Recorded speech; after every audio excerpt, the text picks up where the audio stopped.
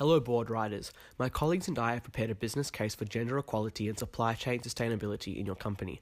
My consultant team and I will address the following questions. What is the situation for women in Bangladesh who work in the RMG industry? How will our project address gender equality for women in the RMG industry in Bangladesh? And what is the business case for Billabong to address gender equality in its supply chain?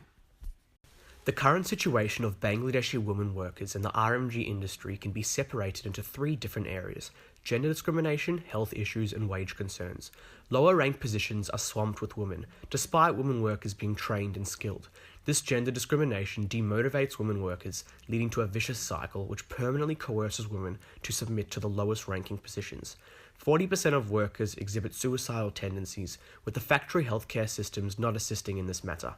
Women are being forced to work overtime despite reports of intense anxiety, stress, and fatigue associated with the strenuous routine of a working mother. Factory owners are taking advantage of desperate women workers, failing to pay overtime, as well as providing wages which are 20% below the amount needed for a working mother.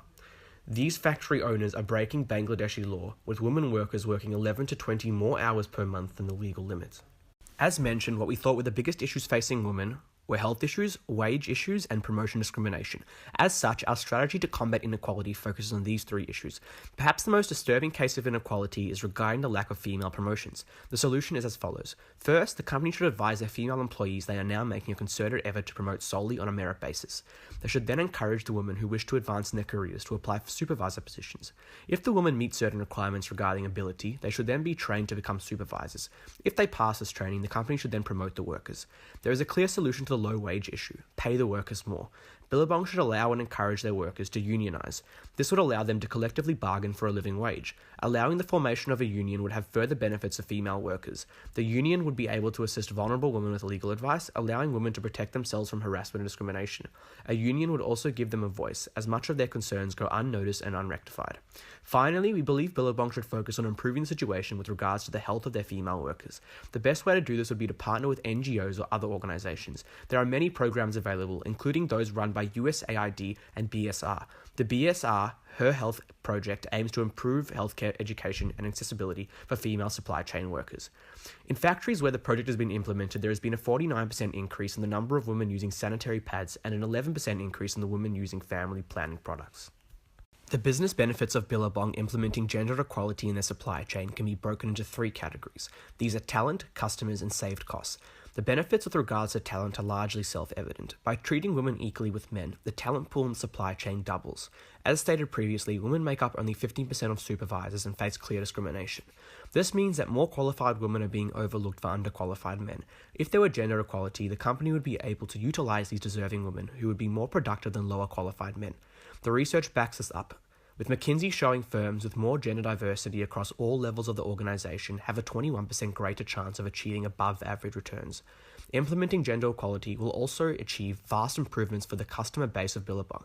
These include both direct and indirect benefits. Directly, it has been shown that if cost and quality is comparable, 8 out of 10 Australian consumers will prefer to buy the product which is ethically sourced. Gallup polls have also shown more diverse workforces have far more satisfied customers.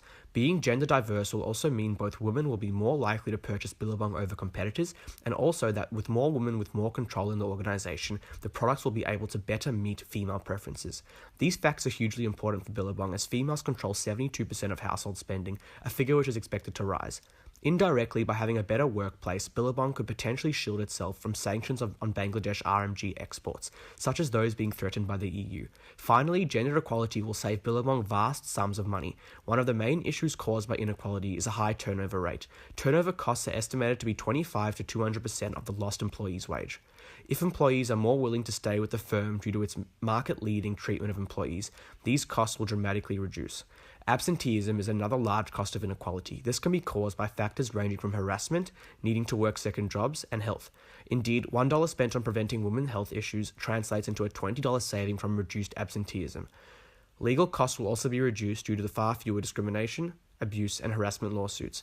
Overall, whilst initial outlays may be high, these costs will pay for themselves in the medium to long term as they start to take effect. My consultant, team, and I hope that you have found the following presentation useful, and hope that you endeavour to put into action the various recommendations we have made. Thank you for listening.